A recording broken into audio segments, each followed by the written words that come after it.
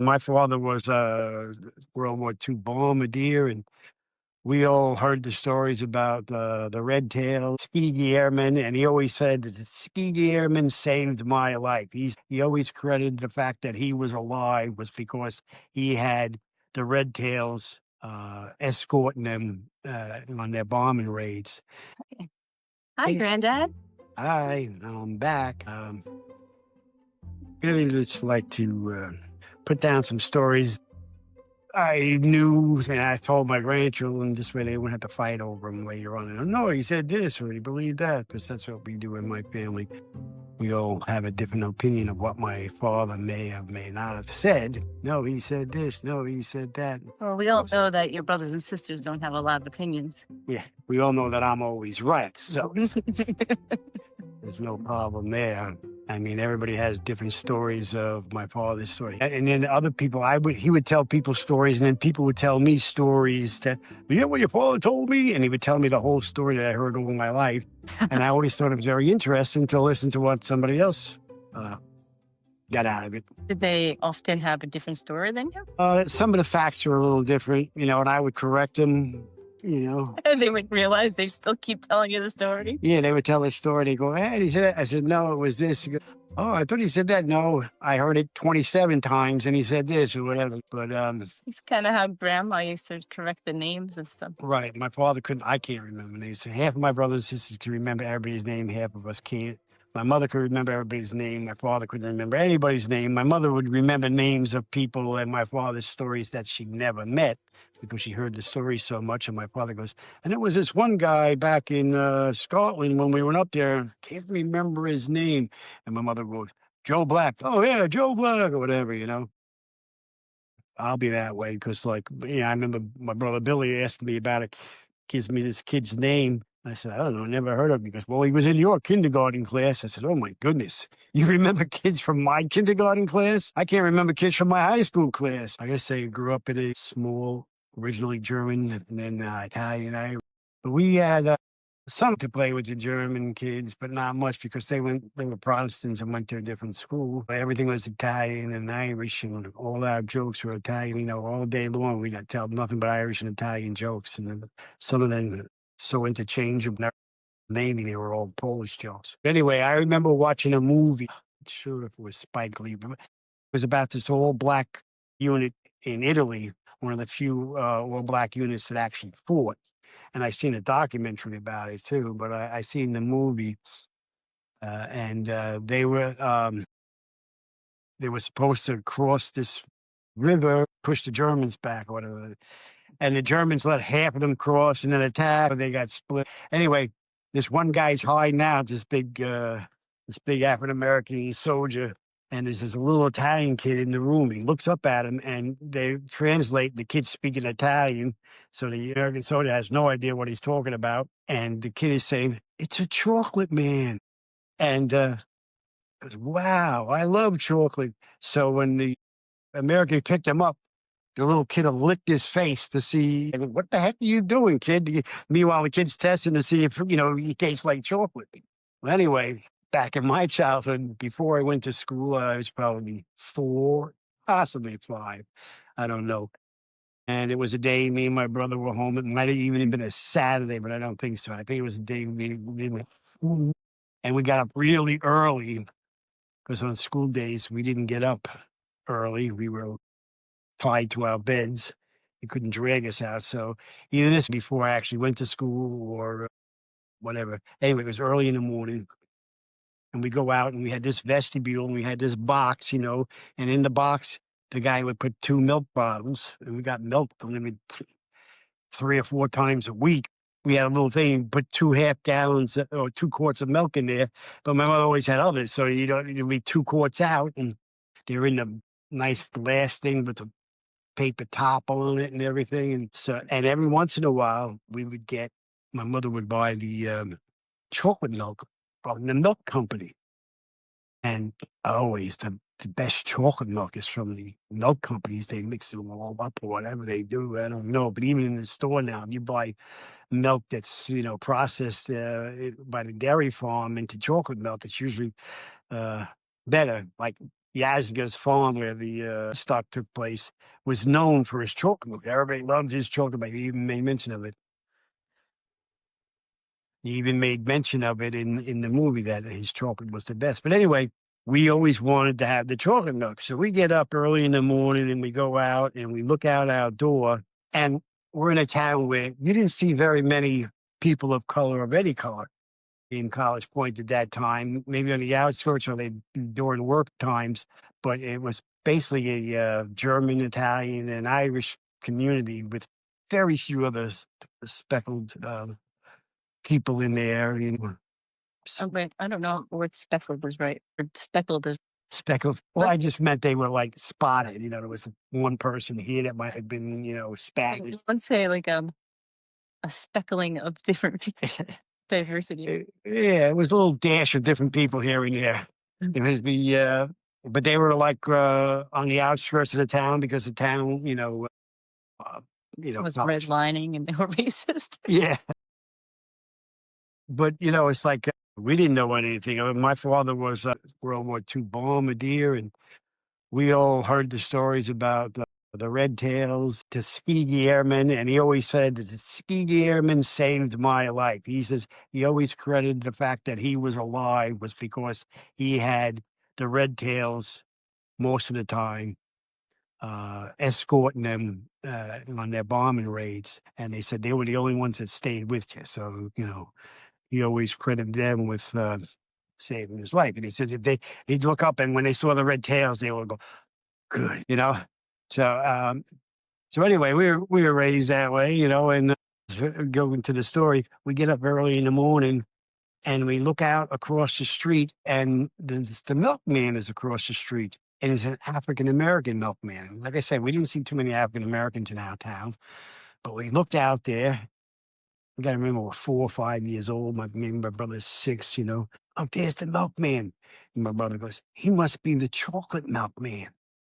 And I go, yeah. He goes, I hope he comes to our house. We wanted to get that chocolate milk. It's like, that's how, little kids' minds work. It's like we don't know nothing about nothing. The white man brought the white milk and the black man brought the chocolate milk or whatever. It's like, it didn't mean anything to us. I remember the first time, I'm just getting into the racial thing. It's like I said, it wasn't very many men. Like my father was and my mother were not racist. They would, we never used racial slurs at all in our house, and that was not a thing. I mean, we were throwing rocks at this abandoned building in College Point. I think my mother used to work during the World War II at the factory, to support the boys. And it was an abandoned, and we were just throwing rocks trying to break the window. And all of a sudden, this guy comes running out, I don't really know how old he really was. He's probably 40. Yeah, could have been 40. We were like 10. But he could have been, 40 or more. But he had one of those metal cables, strands, that they or little metal, it's like metal rope, but it's metal cable, and it was like 10 or 15 feet long. He came out swinging it, screaming. As a African American guy, of course, we're throwing rocks, and I don't know, maybe he was the night watchman or the watchman or whatever. I don't know. And there was a hill behind us. We saw him, and we ran. And like I say, nobody ever called him. All we said, "Boy, got chased by a colored man." That's all we ever said. We never said anything that was considered at that time derogatory. So even the other kids, we weren't really brought up that way, even though we didn't have very much contact. Not until I got into the Navy, and then I had a lot of confidence. In fact, I hung around with the brothers so much that some white guys wouldn't hang out with me because I hung out with the brothers too much. That's another story. But anyway, I was shocked at that. Like, what do you mean? What are you talking about? He was like, but anyway, that was like, I always thought that was kind of a funny story, especially when I saw that movie where the kid licks the guy's face thinking he was chocolate. And I said, I can relate to that. So last week when we ended, we teased a little bit about the Navy, but I do know there's some more stories from your childhood, especially pertaining to your grandparents. but we can come back to that. What So I don't know if you'd rather go like your Navy story, I'll go like back to my grandparent. Well, again, it's good to know the history. So I had a grandpa and a granddad.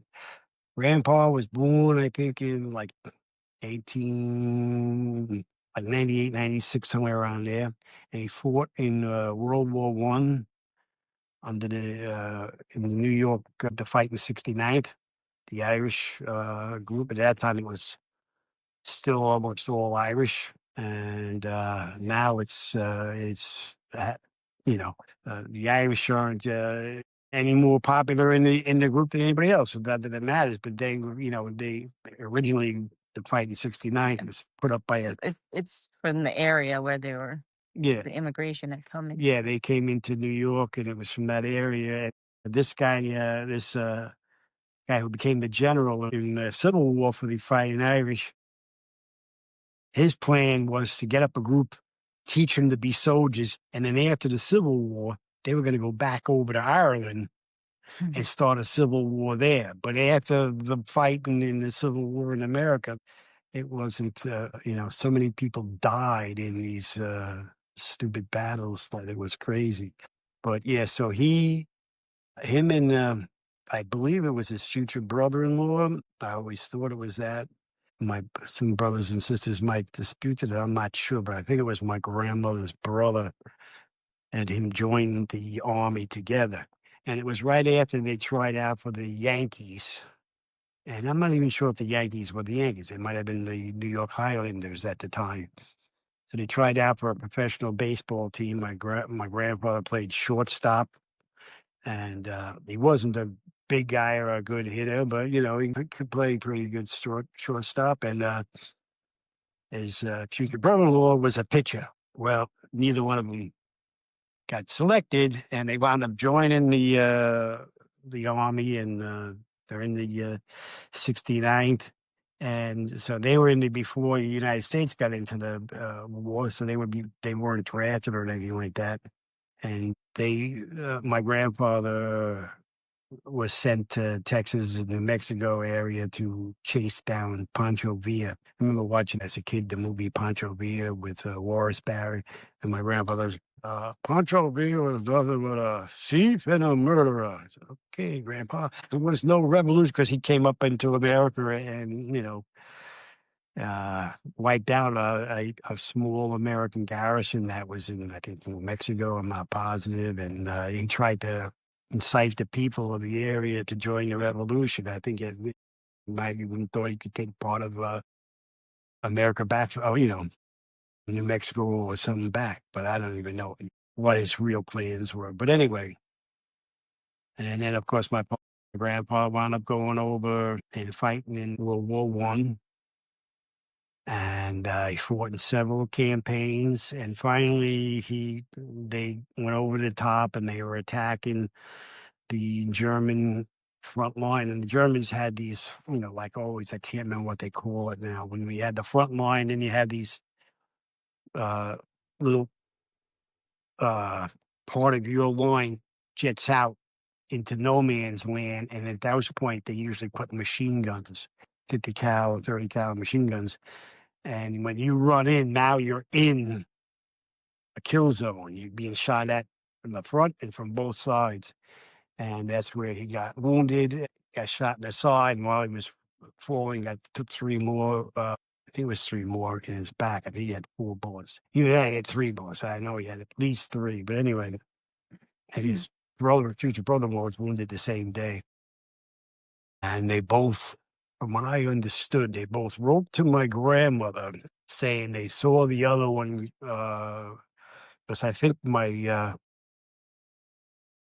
grandmother's brother was wounded first, and he was shot in the arm, and then my grandfather was wounded. My grandfather was shot pretty bad. My grandfather didn't see what happened afterwards. I'm sure my great uncle did, but they both wrote back to my grandmother telling me they thought the other one was going to die.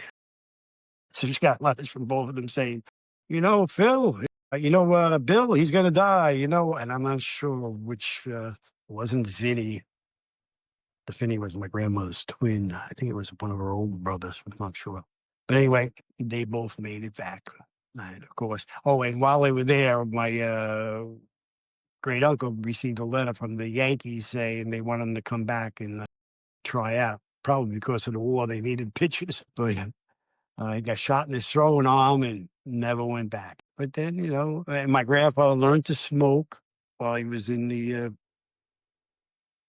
trenches. They all smoked. If you ever watch any documentaries about World War I, the stench was supposedly so bad that everybody smoked just so that they wouldn't have to smell the rotten bodies and all the other crap that was around. And he smoked to the day he died. Died of lung cancer, and he was still smoking. When they go, yeah, they don't. He's like probably about 68, 69, somewhere around there, maybe even 70. I think it was 1966. I'm not sure how old he actually was. They told me he only had a few months to live, and I don't think they even bothered to try to get him to stop. They might have told him not to smoke. So, it's like at this point, you tell me I have 2 months to live. What's going to be not smoking? What's that going to do? Add a day or something, But it probably would at that point take a day away. He used to smoke, and I remember watching him. He'd have a cigarette lit. Sometimes he would smoke for, an hour without lighting a cigarette because all he did was light it from the other, without lighting the match, I should say. He lit his next cigarette from his last cigarette. He put a cigarette in his mouth, take his last of those, light it up, put that one out, and now he's smoking this one. So he smoked. Did he roll his own cigarettes? He might have rolled his own in World War I. I don't know, but that was right around the time when rolled cigarettes were really popular. I think came out a little before that, but they might have been out for 10, 20 years even. But at that point, it was so much easier in the trenches to just pull a cigarette out of a pack than to try and roll your own. But they probably had roll your owns for emergencies. So, but they both came back. Valor. I'm going to tell you, my other grandfather, Granddad, he came across to America from Scotland. He was Irish, but he was born in Scotland. He was the youngest of 13, the fourth of 14. But I mean, my mother and father told me all my grandparents came from large families, and my parents grew up hearing stories about all the brothers and sisters, and they thought, boy, that must have been a lot of fun. So they had a lot of kids. That was their idea. But my grandfather, Rogers, he actually came to America when he was very young. I don't know, maybe 14 or something like that. He came with one of his older brothers. He came over to America, and he said they were walking around. His brother was walking around. His brother was expecting to, pick up gold off the streets type of thing. All he said was his older brother looked around and all he saw was disappointed. It's not this, not that. I couldn't find a job. But he said when he looked around, all he did was say, wow, look at that. Wow, look at that. Holy crap. Because in Scotland, there is no junkyards. He saw a junkyard. He couldn't believe it. Oh, it was nothing but miles of, acres of junk in Scotland. And nobody threw anything out. There was no such thing as a junkyard. Everybody had a little junkyard or whatever they needed in their backyard, whatever resources they could use over. And so when he went back to Scotland with his older brother, and his older brother told everybody, "There's nothing there. There's no reason why to go to America. The streets are not paved with gold, whatever." And he said all he wanted to do was go back. So a couple of years later, he went back, and he wound up joining vaudeville, and he traveled America. He was a singer. His song, he was the first one to sing in public, "Let Me Call You Sweetheart." Let me call you sweetheart. I'm in love with you.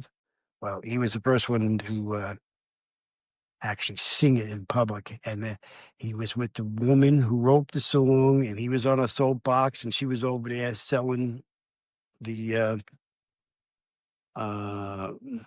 Recordings? what? The sheet music. The sheet music, right? She was She was selling sheet music for like a penny a sheet or something like that. And he would sing the songs. And of course, everybody would go home and then play it on the piano or guitar or whatever you wanted to do it on. And so he wound up traveling the the circuit. And at one point, I remember I was watching, I think, Jack Benny show with him once. And he goes, "You see Jack Benny? I performed on stage with him. You know, he could really play the violin very well. Well, he's faking it when he does this." I said, "Oh, okay, thanks, Granddad." But yeah, so he came over to America. He traveled all around, and he said he was traveling to California because he said he heard stories in New York. So it's like when he was in Scotland, he heard stories of the streets of gold. Well, in California, you heard stories of, peaches the size of watermelons and, things like that. He was heading out towards California, and he said he met a fellow Irishman on the way back from California, and they got to talking. And the guy, he says, "Oh, wow, what is it like in California? The fruit."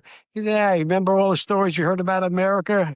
He goes, "Yeah." And then he came over and you found out the truth. He goes, "Yeah, well, it's the same thing. It ain't no different. The apples are the same size over there. They may have more of them, but they're. So he said, I figured, why go to California? So he turned around and came back to New York and wound up, I guess, marrying my grandmother.